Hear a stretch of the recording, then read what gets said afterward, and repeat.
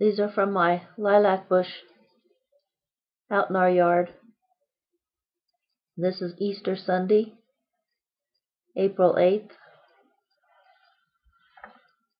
2012. Let's see. I'm doing a video today because Tom just left, probably a couple hours ago to go back to the mine site where he works. It's about a 3-hour drive. And since I miss him on this holiday, I thought, well, I'll just do something worthwhile and dedicate this video to Tom, even though it'll be mostly related to what I've been doing with the Molasses Moon series and continuing different themes from there. Recently, as I mentioned, I've finished a few projects I've been working on for quite a while, and one of them, let's see if I can dump all the water in my lap, that ought to work well. Most of them, of course, are on my Kindle Fire, where I've published my work, and the one that I've recently published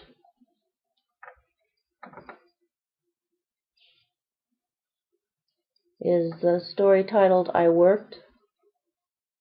It's a story about Ralph Karastia,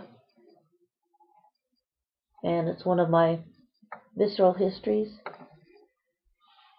And the code for the visceral history, or the definition of it, is one of the things I've been working on and updating. And I just recently included that new code in all of my 7 published visceral history short true stories on Kindle. And I was thinking about reading that aloud, and now I could, because it is actually, the whole code right now is in a discussion under Coca-Cola, the visceral history about my mom's startup of her bakery. And I just put it in a discussion forum on that book's product page. But according to having your books in Amazon's Kindle Select program available for the free promos, you have to have everything, nothing digital available anywhere else besides on the Kindle page. And that's a small price to pay. Very small, since mine wouldn't have been anywhere if it weren't for Kindle. As Molasses Moon has pretty well documented. There's a lot more to that story, and it's in my other books. You'd think there wouldn't be any more to tell after Molasses Moon, but there was quite a bit before and after. Details that were all significant. Parts of the story that each one had its place and is essential. And at the same time, if the only video you watched or the only thing you saw of any of my books was number 47 in this Molasses Moon series, then you'd have a pretty good nutshell. So, me and my little lilacs. I love these. I've loved them ever since I was a kid. Now on here, I think what I'll do,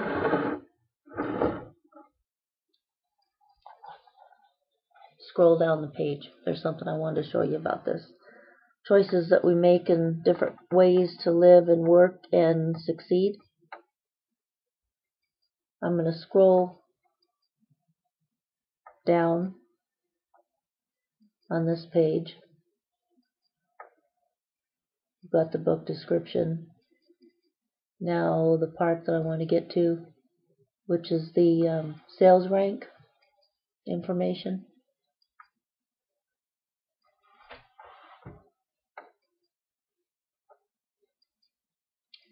It's number 2 in the free sales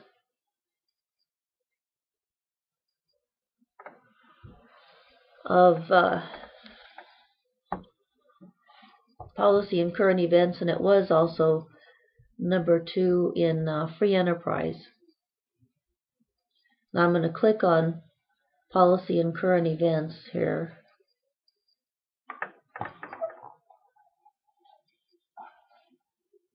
If I can get that to show.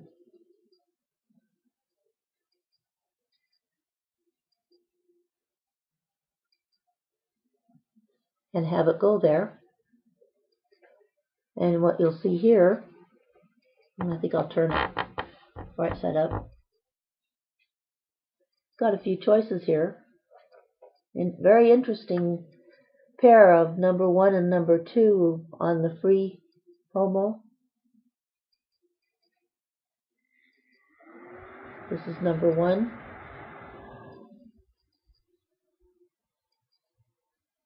I don't know if you can read that or not. I'm trying to get it a little bit clearer.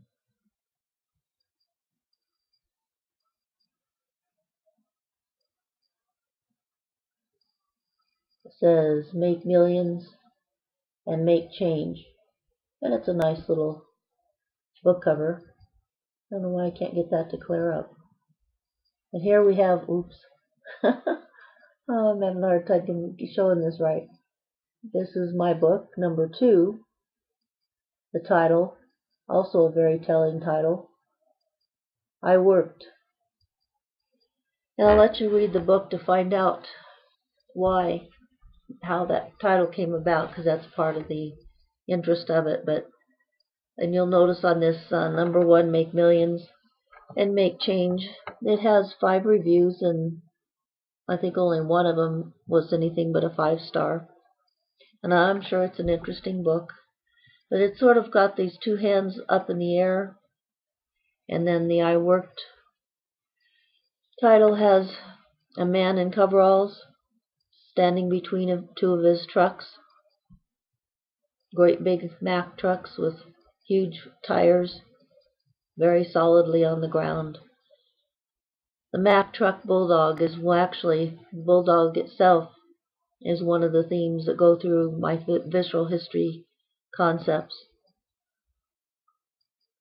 People that very much have their feet on the ground and their hands in the dirt, so to speak, that earn a living through sweat and blood as well as through their minds. It's heart, soul, body, mind, everything put together. And this is a hard way, but yet the type of satisfaction that's achieved is real. It lasts. It goes through a whole community. There's just something of value here that I think is vital and that I hope we never lose in this country, because it's what we were based on. This is what made possible the other ways maybe of making millions and making change. That wouldn't have been possible without people like Ralph and all the ones that worked for him and with him. I don't know if people will ever see what the true priorities are here. But number 1, in my mind, should be the one that made the foundation for number 2.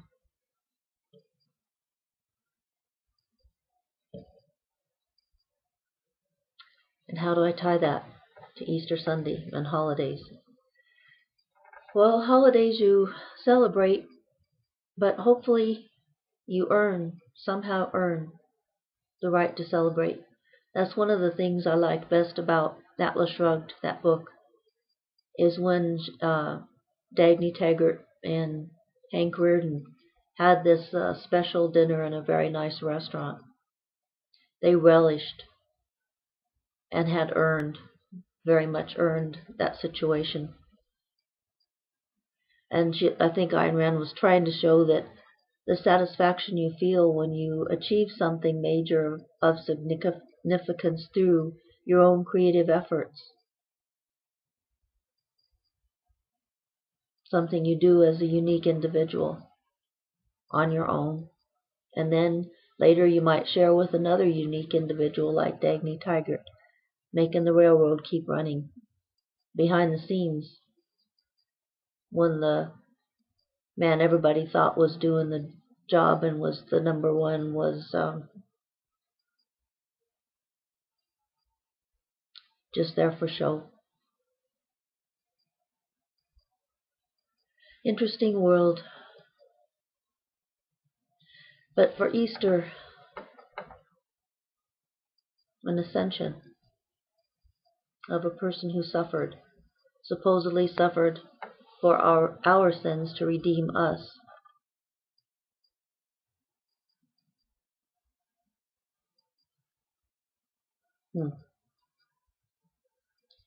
Something about holidays too, though, I've noticed.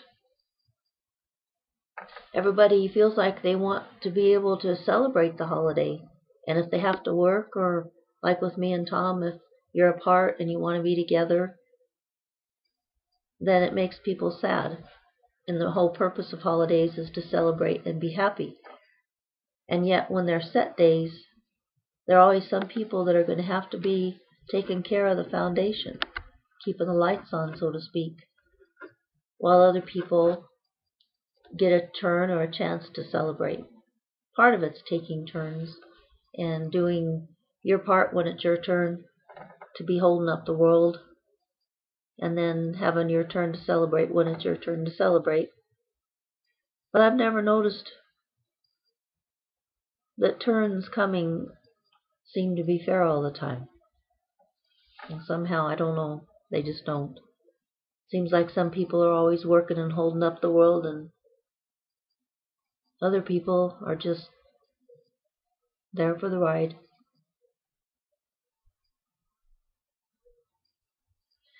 I was bothered enough by holidays when I was writing The Rose in the Pyramid, and the fact that the people that can't celebrate them on that day seem cheated or sad.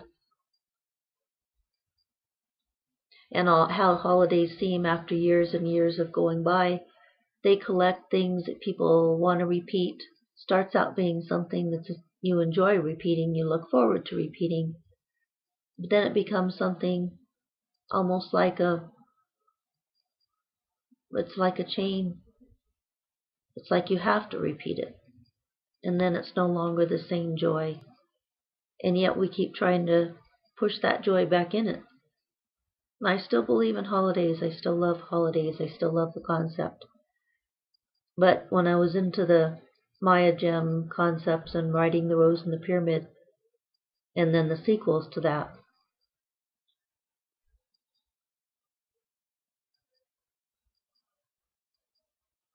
I came up with, and liking to take pictures and make cards, I came up with a concept called Gem Time cards. And the concept there is, gem time means the time is when you feel like it. The time is like the point of power in the present. It's in the moment when the heart and the spirit and the spontaneity spark you to want to do something or say something or thank someone or show appreciation or celebrate or just share and send somebody a card with some kind of a thought that hit you at the moment. So gem time is just the spontaneous doing something.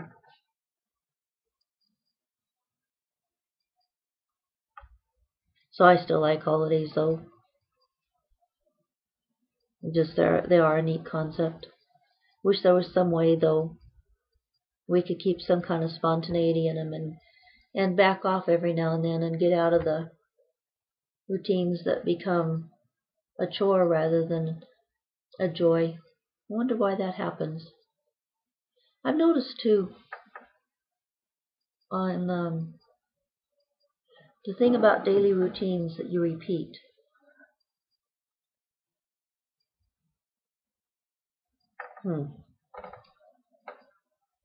When you set up like something you do every day that you like and that you look forward to, like your coffee in the morning at a certain time, and you repeat that every day, and you start doing different things at a different time of day that you repeat, and some you look forward to, some you look forward to getting over with. And then sometimes you move to a new place or a new job or a new situation, and all your routines are broken.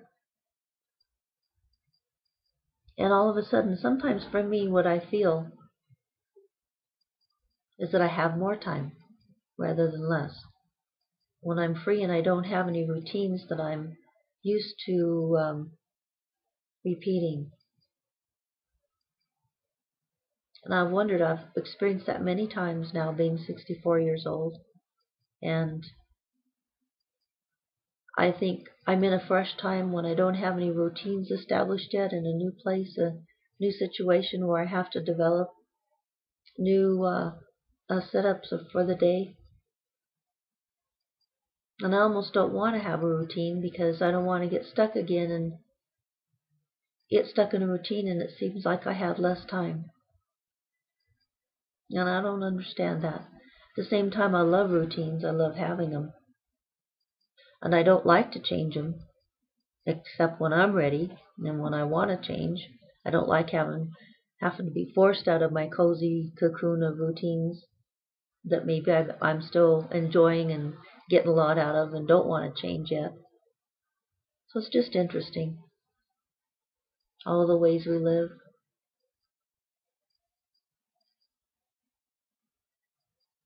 All the pros and cons, going back to the this and that, black and white, the contrast of having something be good when it's new and fresh, like these flowers that I just cut, and boy do they smell good.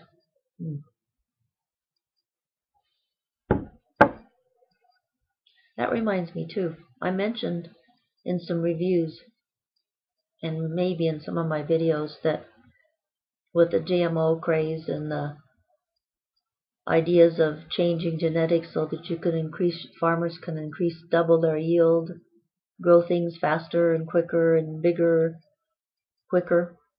And I kept feeling like, but if you grow it twice as fast and double your yield, won't you be decreasing the quality? Won't you be decreasing the intensity of what's in the plant? I don't know. I want farmers to be able to do well. But as this was coming about and they were starting to change, even the lavender fields that they use to make essential oils. And essential oils are something basically sacred. And they are based on a fact that there are certain plants that were almost divinely designed. And they're used as medicinals, but actually they're nutrients. That was at a time when nutrition was the medicine, and there was no concept or need for medicine. But anyway, somehow the genetics got a little bit altered in the lavender and some of the essential oils, and they not only lost some of their scent. I got to a point where I couldn't stand the smell of the lavender essential oil. It just made me feel sick. And that was really a soul type of sickness, to realize that had actually come to pass.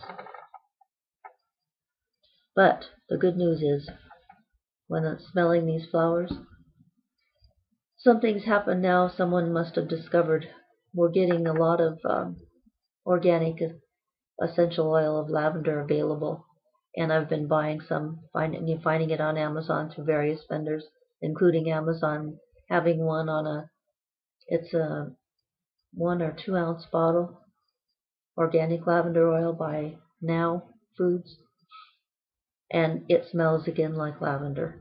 And what was really nice, that really renewed my faith and kind of fits with some of the theories I've been talking about, things balancing themselves out eventually, is that now even the other essential oils that are the clove oil, I don't think it's actually been diluted. It still says it's 100% essential oil, but it smells like half power.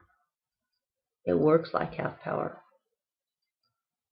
Yet the one thing, though, that I was never too concerned would ever be turned to a point that it might lose enough integrity to become potent on a level not of causing health and nutrition, but on causing disease.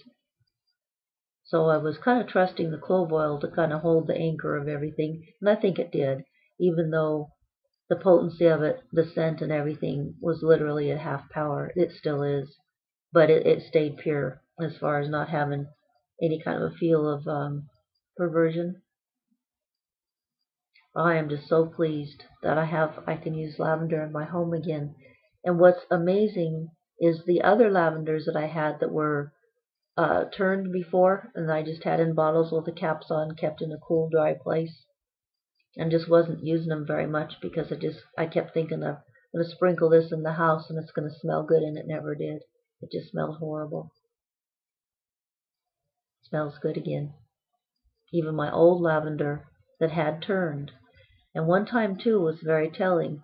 I was in Dr. B.J. Farrell's office, and she is an old veteran with essential oils. And she had researched them years and years ago and picked out what she thought was the highest quality of all of them. Young Living. I don't know if it's Gary Young that does them or who it is, but he kept his pure. And yet during this time when there was a perversion going on in the oils that I had, we tested and opened one of her bottles that should have been the purest available. And as soon as she opened the bottle, I got a big smile, and I was sniffing it, and it smelled right. And then wasn't even a minute later, I noticed it turned. I don't know what caused it, just being open in the air, to turn like that. But BJ noticed it too. Just by having the bottle open to the air, the scent turned. And it was for a few years that this was the case. But now, I don't know if it's just finally balancing out, or if they finally got a big enough field of organic lavender going again, that it got to take over and heal all the others. This all sounds like science fiction, I realize. And it might be. I've mentioned before I have a wild imagination. But I'm not the only one that noticed this. And BJ noticed it too. Others have. But so this kind of gives me hope, and this is a wonderful day to have that. Because Easter Sunday is probably one of the holidays that is meant to give people the most hope.